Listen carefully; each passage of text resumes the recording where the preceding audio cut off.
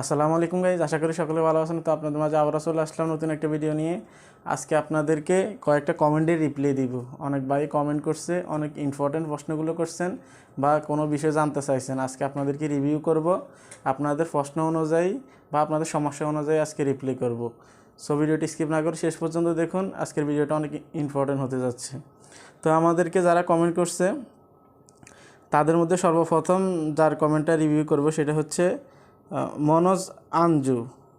উনি বলছে, আমার প্রফেশনাল মুড অন হইছে না, কি করব বলবে দাদা, প্লিজ সাপোর্ট। তো যাই হোক, অনেক গুরুত্বপূর্ণ একটা প্রশ্ন করছেন দাদা। তো সঙ্গেই থাকুন, আপনাদেরকে উত্তরটা দিচ্ছি।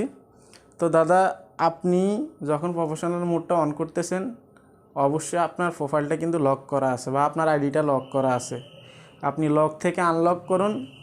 আনলক করার সাথে সাথে আপনি যখন আপনার প্রোফাইলে ঢুকবেন, দেখবেন যে প্রফেশনাল মুডের অপশানটা কিন্তু চলে আসছে। আপনি আনলক না করে যদি আপনি প্রফেশনাল মুডটা খুঁজতে থাকেন তাহলে কখনো পাবেন না। কেননা আপনি যখন একটা আইডি বা আপনার নিজের যে আইডিটা আছে সেটা যদি আপনি লক করে রাখেন, সেটা কিন্তু আপনার প্রাইভেট হয়ে গেল, তাই না? যখন আপনি এটাকে পাবলিশ করবেন, একজন মানুষ আপনার আইডিতে ভিজিট করতে পারবে, একজন মানুষ আপনার আইডিতে কী আছে সব কিছু দেখতে পারবে, পাবলিশ করা থাকবে, তখনই কিন্তু ফেসবুক কর্তৃপক্ষ থেকে আপনাকে ওই অপশনটা দেওয়া হবে, প্রফেশনাল যে মুডটা আছে সেটা দেওয়া হবে। সো আপনি দ্রুত আপনার যে আপনার যে আইডিটা লক করা আছে এটাকে আনলক করুন। আনলক করার সাথে সাথে আপনি অপশনটা পেয়ে যাবেন। আশা করি আপনার উত্তরটা পেয়ে গেছেন। অনেক অনেক ধন্যবাদ কমেন্ট করার জন্য। তো দ্বিতীয়তে যে কমেন্টটা রাখছি, যে বিষয়টা রাখছি আমরা, সেটা হচ্ছে এক ভাই কমেন্ট করছে, ভাই আমার প্রোফাইলের আন্ডারে পেজ আছে, সেটাই ইউজ করি, বাট 2000 ফলোয়ার এর প্রোফাইল মোড অন করলে 5000 ফলোয়ার আছে। আমি কি এখন প্রোফাইল ইউজ করব নাকি পেজটা কন্টিনিউ করব? অনেক ধন্যবাদ ভাই, অনেক গুরুত্বপূর্ণ একটা প্রশ্ন করছেন, অসংখ্য ধন্যবাদ। তো দেখুন ভাই, আপনার ফেসবুক আইডিতেও কিন্তু এখন ইনকাম করার একটা সুযোগ দিয়ে দিছে। প্রফেশনাল মুড অন করলেই কিন্তু আমরা সবাই জানি যে ইনকামটা আমরা করতে পারি। সো আপনার ফেজ আর প্রোফাইলকে আপনি যদি কম্পেয়ার করেন, তাহলে ফেসবুক পেজে কিন্তু অনেক বেশি ফ্যাসিলিটি বা অনেক সুযোগ সুবিধা। সেক্ষেত্রে পেজটাতে কাজ করবেন, পাশাপাশি আপনার আইডিতেও কাজ করতে পারেন। যেহেতু আপনার প্রফেশনাল মুডটা অন করছেন, এখান থেকে আপনাকে একটা সুযোগ দেওয়া হয়েছে ইনকাম করার জন্যে। সেক্ষেত্রে আমি আপনাকে রিকমেন্ড করব, ফেজ এবং আইডি দুটোই কন্টিনিউ করতে থাকেন। ফেজটা গ্রো করানোর জন্য আপনি বেশি বেশি রিলস ভিডিও আপলোড করবেন। আশা করি বুঝতে পারছেন। তবে ফেসবুক আইডির চেয়ে বা ফেসবুক প্রোফাইলের চেয়ে সবথেকে বেশি ফ্যাসিলিটি এবং বেশি সুবিধা রয়েছে কিন্তু ফেসবুক পেজে। তো আমি রিকমেন্ড করব, লাইফ টাইম যদি আপনি এখানে থাকতে চান তাহলে ফেজটাকেও কন্টিনিউ করেন। ফেজে যত বেশি সম্ভব আপনি সময় দিন। তো আশা করি আপনার উত্তর পেয়ে গেছেন। কমেন্ট করার জন্য অসংখ্য ধন্যবাদ। তো 3 নম্বরে যাকে রাখছি, জীবন ব্লগস সিরিয়াল। তো অসংখ্য ধন্যবাদ দাদা কমেন্ট করার জন্য, আপনি অনেক গুরুত্বপূর্ণ একটা কমেন্ট করছেন। তো আপনি যে বিষয়টা বলছেন সেটা হচ্ছে, দাদা ফেজে ভিডিওতে কপিরাইট খাই নাই, কিন্তু মনিটাইজেশন টুলে গেলে আনঅরিজিনালিটি কন্টেন্ট আর লিমিটেড এই দুইটা লেখা আসে, মনিটাইজ কি হবে? অসংখ্য ধন্যবাদ দাদা কমেন্ট করার জন্যে।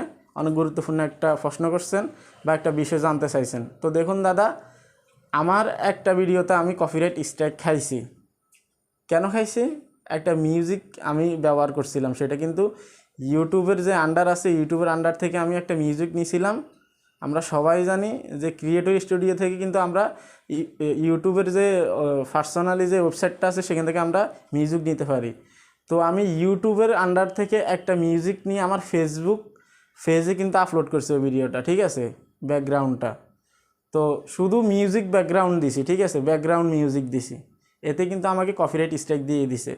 আপনার আনঅরিজিনালিটি কন্টেন্ট দেখানোর কারণ হচ্ছে আপনি অবশ্যই কারো না কারো কন্টেন্ট ব্যবহার করছেন বা অন্য কারো ভিডিওর ক্লিপ কেটে এনে আপনার ভিডিওতে অ্যাড করছেন, বা অন্য কারো মিউজিক অবশ্যই ব্যবহার করছেন, যার কারণে এটা দেখাচ্ছে।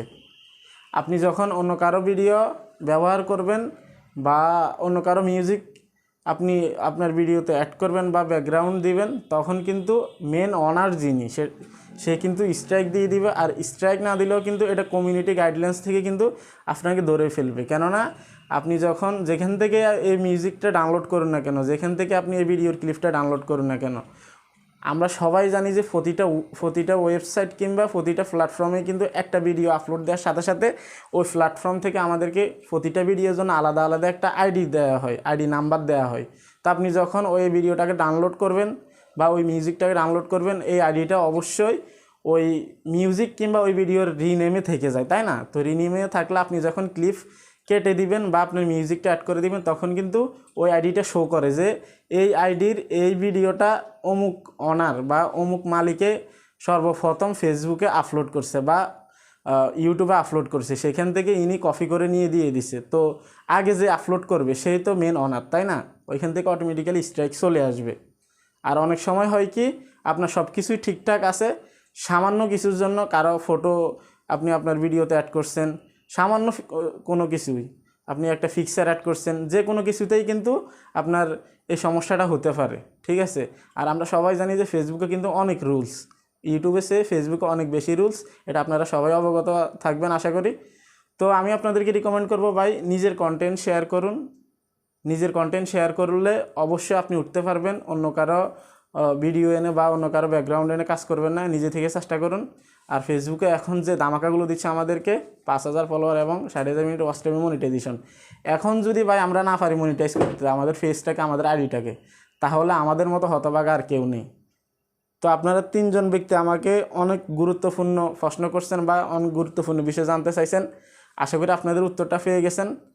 অসংখ্য ধন্যবাদ সবাইকে কমেন্ট করার জন্য। নেক্সট টাইম যদি আপনারা কমেন্ট করেন, যেই কমেন্ট করবেন, গুরুত্বপূর্ণ কমেন্ট হলে অবশ্যই রিভিউ করব, অবশ্যই আপনাদের কমেন্ট পড়ে আপনাদেরকে রিপ্লাই করব। তো অবশ্যই কমেন্ট করবেন এবং চ্যানেলটা সাবস্ক্রাইব করে দিবেন, ভিডিওতে লাইক দিয়ে দিবেন, কমেন্ট করে দিবেন আর বেল আইকনটা তো অবশ্যই বাজিয়ে দিবেন। তো এই ছিল আজকের ভিডিও। ভালো থাকবেন, সুস্থ থাকবেন, এখানেই শেষ করছি। আসসালামু আলাইকুম।